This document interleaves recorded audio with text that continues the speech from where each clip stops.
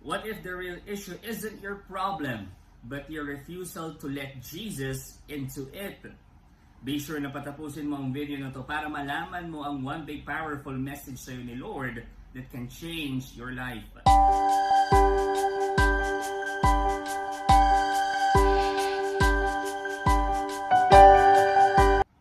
Hi, my name is Brother Bars Lumibo and welcome to today's Word in today's world, wherein we unpack the daily liturgical readings and discover their connections sa bawat isa and their relevance sa buhay natin. Today is March 30, 2026, Holy Monday.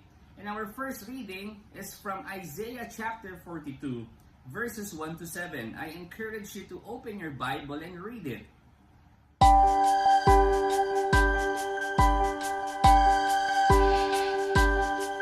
Today's first reading presents the image of God's chosen servant. At anong image na yon? Gentle, faithful, and filled with the Spirit. Called to bring justice not through force, but through quiet strength and compassion.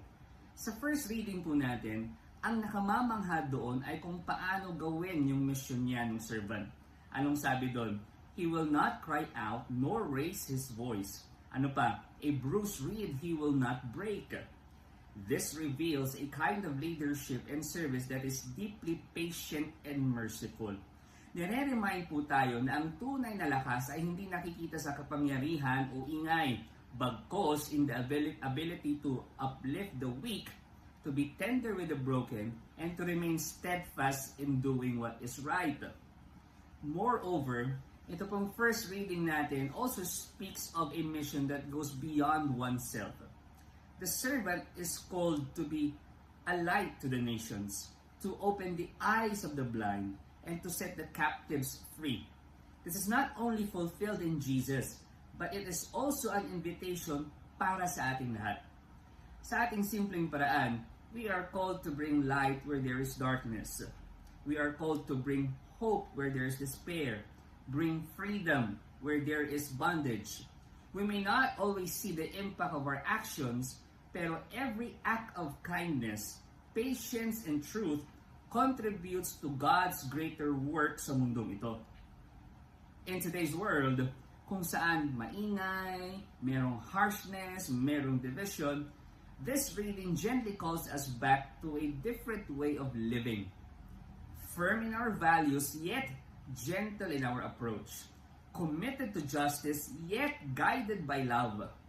Tulad ng servant sa first reading na binasa natin, may we remain faithful to our calling, trusting that God who has called us will also sustain us and lead us to become a light for others.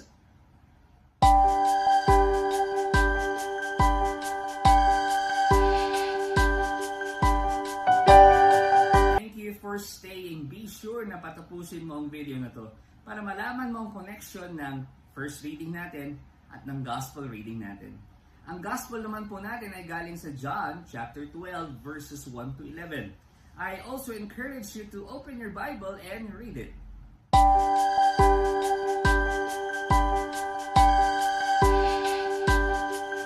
Today's gospel reading presents a deeply moving scene of love, devotion, and contrasting intentions. Si Mary, yung kapatid ni Martha at ni Lazarus, anoints the feet of Jesus gamit ang alin, isang mamahaling pabango, at pinunasan niya ang paa ni Jesus gamit ang kanyang buhok. Ito ay nagpapakita ng humility, sacrifice, at matinding pagmamahal. Nagbigay siya hindi dahil obligasyon, kundi dahil sa pagmamahal niya kay Jesus. At yung sa pag-recognize niya kung gaano kahalaga si Jesus sa buhay niya. Samantalang si Judas, kabaliktaran. Kinwestiyon niya yung ginawa ni Mary at tinakpan niya ng kunwaring concern siya sa mga mahihirap, yung kanyang pagka-selfish. This moment reveals two kinds of hearts. Una, one that gives generously out of love, and the other calculates, criticizes, and seeks personal gain even in sacred moments. In today's world, this gospel speaks clearly to us. May mga tulad ni Mary na nagbibigay ng buong puso, mga taong tahimik na nagsiserve, mga taong na seryosong magmahal sa kapwa, at ibinibigay nila ang oras nila, resources nila, at buong lakas nila nang walang hinihiling na kapalit. At the same time, there are also moments kung saan we act like Judas. We judge others' generosity. We question their intentions, or we prioritize practicality over genuine love. At minsan, itinatago natin yung selfish motives natin at tinatakpan natin ng kunwaring concern lang ako. Furthermore, the scripture reading invites us to examine our own hearts. Are we willing to give our best to God and to others? Kahit na parang sobra na ata o kaya hindi maintindihan ng iba? Do you recognize the value of acts done out of your love? In a world that often measures worth by cost and efficiency, Jesus reminds us that love cannot be calculated. It must be freely given. Like Mary, may we learn to offer what is most precious in us, trusting that no act of sincere love is ever wasted in the eyes of God.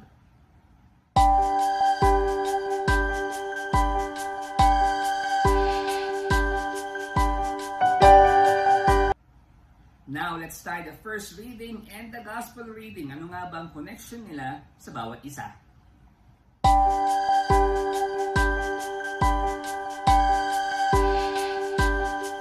The first reading is from Isaiah chapter 42 verses 1 to 7.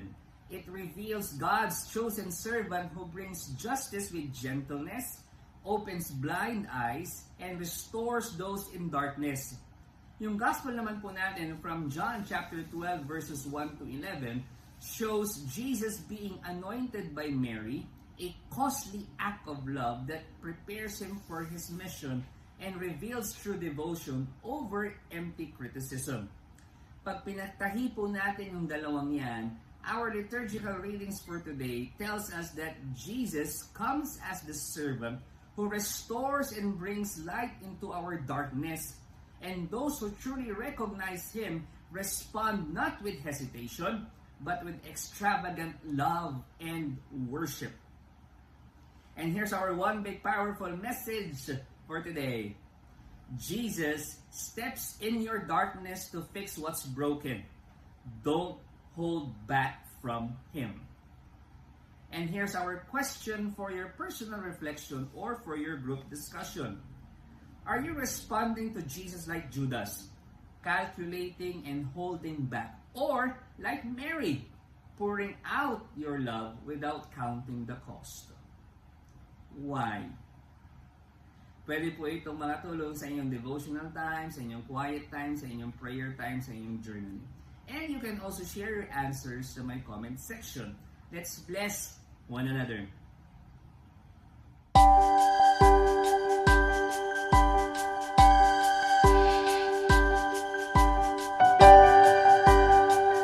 If you are blessed by this episode, can I ask a favor? Please be my partner to share this message sa nakararami. Kasi alam ko po, meron po kayong mga kakilala o kaya naman kaibigan, kamag-anak na nangangailangan ng mensaheng ito. Huwag po tayo magdalawang isip na i-share ito sa kanila, i-PM sa kanila o i-share sa ating newsfeed or sa ating mga social media accounts. At kung okay lang din po sa inyo, please do follow me on my social media accounts and subscribe to my YouTube channel for more inspiration, motivation, plus action.